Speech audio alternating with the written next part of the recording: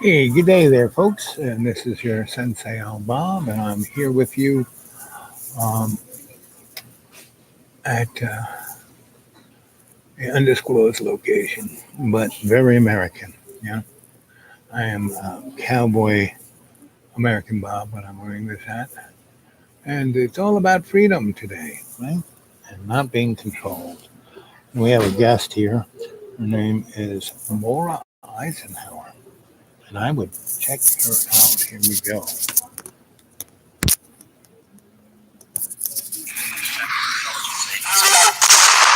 Was described by witnesses as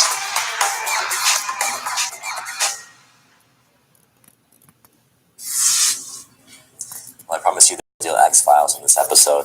We're going to talk about the alien presence on Earth, the Mars colony, and we'll be joined by Laura Eisenhower, the great granddaughter of our famous president, Dwight D. Eisenhower. So she'll be recounting her experiences as a whistleblower and her personal knowledge, as well as her greater insights into perhaps what is happening on our planet from an alchemical, sort of cosmic, spiritual point of view. So, Laura, thank you for joining us. Thank you. It's good to be here. Absolutely. So, to start out, I think obviously people are very curious to understand your background. Being the great granddaughter of a president who was very popular and famous in most of our, actually not most of our, but let's say many of our lifetimes. Our parents' lifetimes, and coming from that background, at what point did you start to, let's say, interface with the so-called exopolitics of, the extraterrestrial agenda, right? The extraterrestrial presence on Earth. Was this something that you started to recognize as, as a child, or that your mother told you about, or is this something that you came to discover through your own research in later years? Well, I was at a very young age. I knew I had a huge mission, and it didn't leave me alone. And I was always processing it. When it came to sort of the ET exopolitics part of it, never anything in my family. I didn't get any information from my family. I did have experiences, though, and I guess you could say I was a bit of a contactee. And there was a lot about preparing me for what was ahead. And it had to do with timelines and stargates and things that relate to the window period that we are in right now, that everybody, is aware of as far as the 2012 part of it, goes. Right.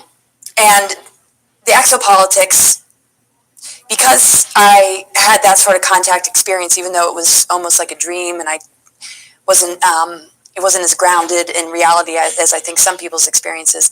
But I was standing in the grocery store with my mom, and I saw a Weekly World News article with the rumor about Eisenhower meeting with extraterrestrials. Now, this is a newspaper that is usually, talking about Bat Boy taking over New York City.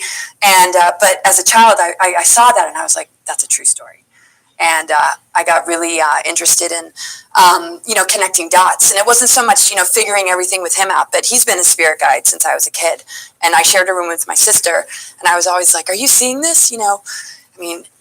This is our, our great-grandfather. And anyway, he's right there. And lots of psychics have noticed that as well. And so there's been that sort of connection, and it relates to the exopolitics issue because, first of all, there's secrecy surrounding it, and the warning about the military-industrial complex, Very famous speech, obviously, at the end of his term.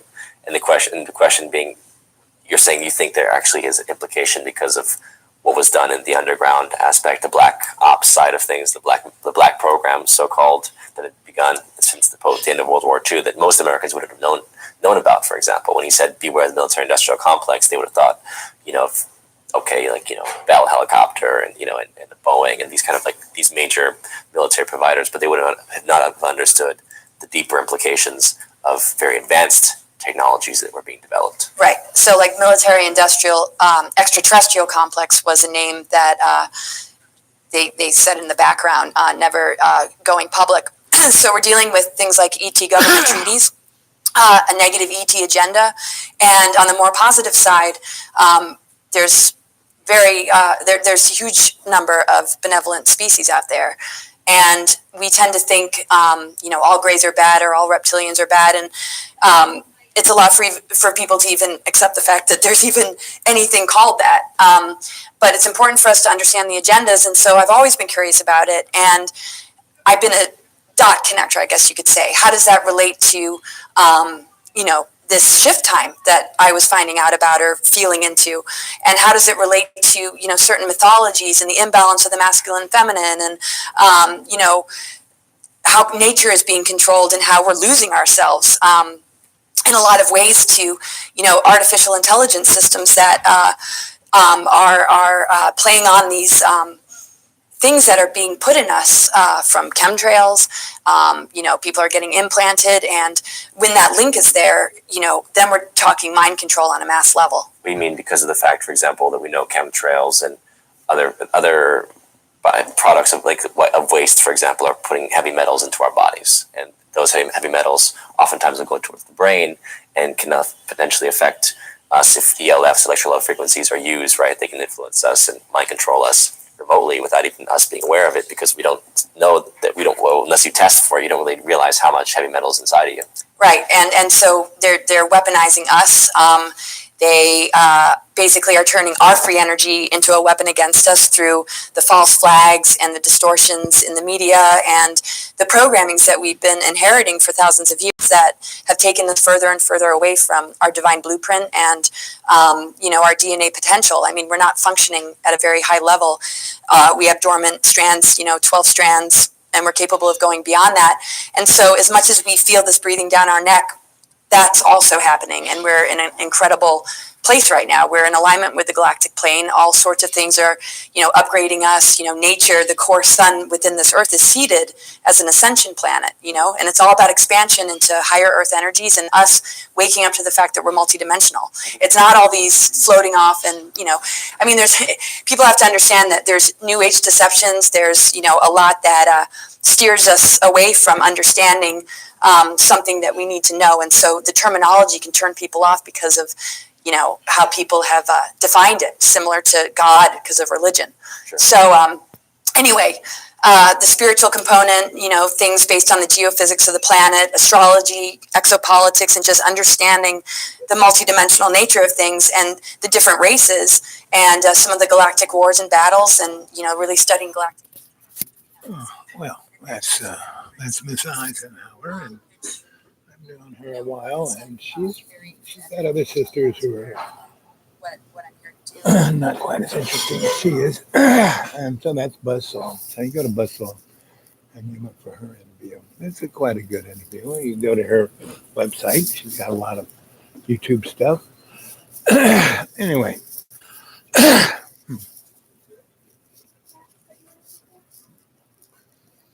Ooh, it's a flying saucer. Ooh. Anyway, so she just hit on a whole bunch of things, and about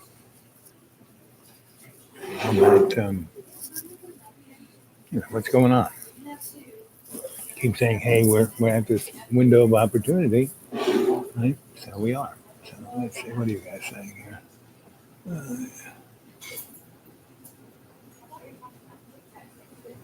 Well, again, what's today's middle message? Is that I'm out in the deep green, and I have to come to this undisclosed location just to look at the internet, and this isn't quite as far as the IHOP, whoops, but it's still 10, 15 miles. And where I'm in the deep green, I can't be gotten by anything. I mean, even though, G maps can see me. Anyway, but last night I was listening. I can't get the AM during the day, but at night I get the skip from all over the place, from as far as South America up to Canada, Ireland. I get the AM skip from all over the place. So I listen to a lot of stuff.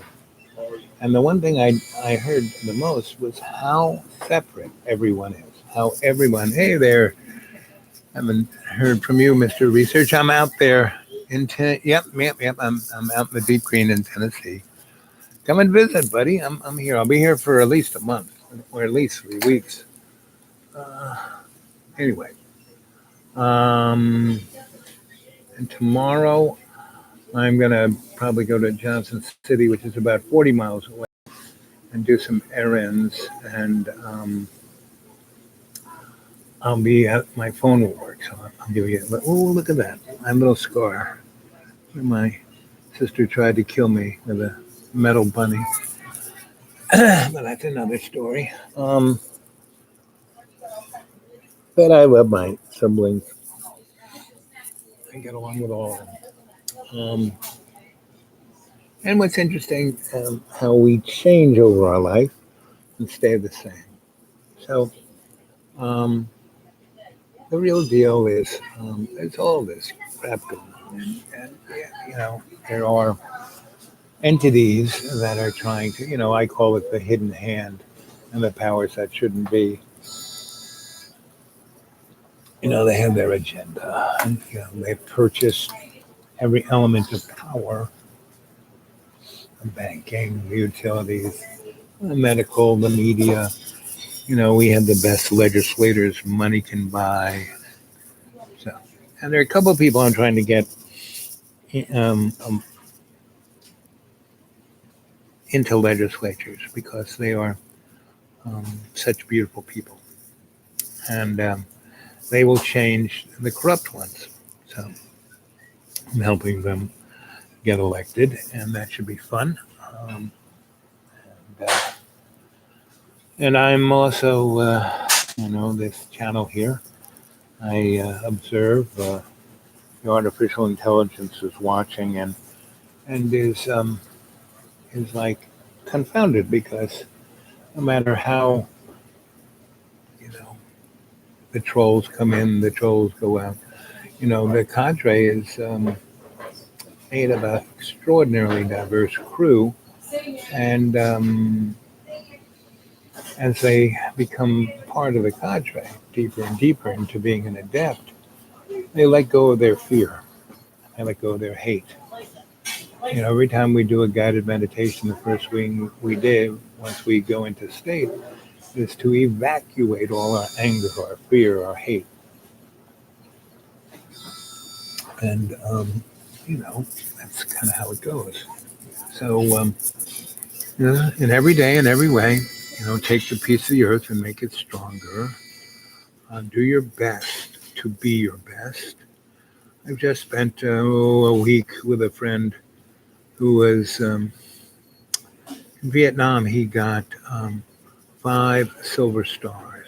It's just like you get 2 that should equal to a, you know, um, what's the big one. Anyway, and he just he was a guy who didn't kill people, save them. And then he came back into service for Afghanistan, and he was by that time he was a minister, and so he was a chaplain. And instead of staying behind, he went out into the field with the guys and administered to them. And I have a lot of friends who have followed the same path, not just one. I have a buddy he's LG, the lucky guy. He survived. He's like me. He's died a number of times, and he found a beautiful woman, and they have a baby, and they're in California, and they're going to get their butt out. But this other guy was a guy who, you know, he was a homeless guy, and he was dying, and he couldn't get any kind of anything. So I got him into a hospice for the last 2 weeks of his life, so he could at least be somewhat comfortable and clean. And nobody wanted to hang with him, so I kind of hung with him. And I've hung with a lot of people who've died. And it's interesting because there is this, again, window.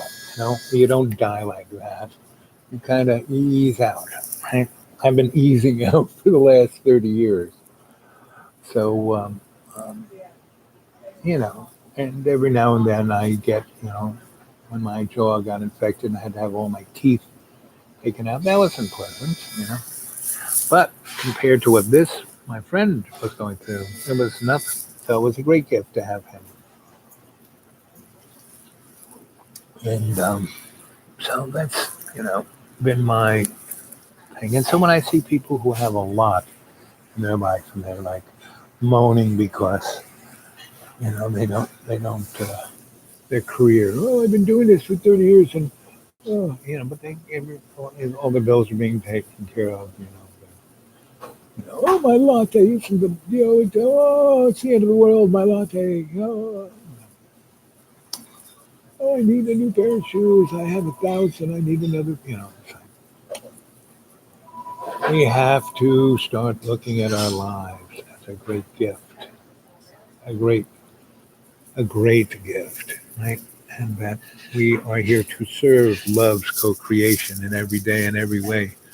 We take the piece of the earth and make it stronger. So I would suggest that you guys go look at the past shows and go look at the past guided meditations, right?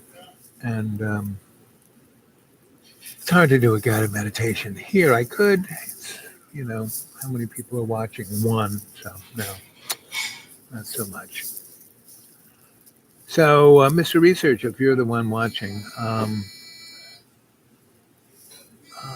I'll try and get a hold of you tomorrow. Oh, around sometime between 10 and 1. Okay? And I may do another um, live chat tomorrow too. Okay? So anyway, it's been raining here, raining, so it's hard to do anything. So I came here and had, today is supposed to be, you know, all the fish you can eat, but the guy doesn't want you to eat it during the day, so he starts at 7. So it's about 1, 2 o'clock here. Yeah. The sun is coming out, so I'm going to go back to the deep green. And got a few projects. I got to get my water running. Now just got barreled water, which works okay. Anyway, so, okay, we're getting to be 17:17, and I'm going to leave. So, go connect the dots, gang. Connect the dots. I love you all. Stay well.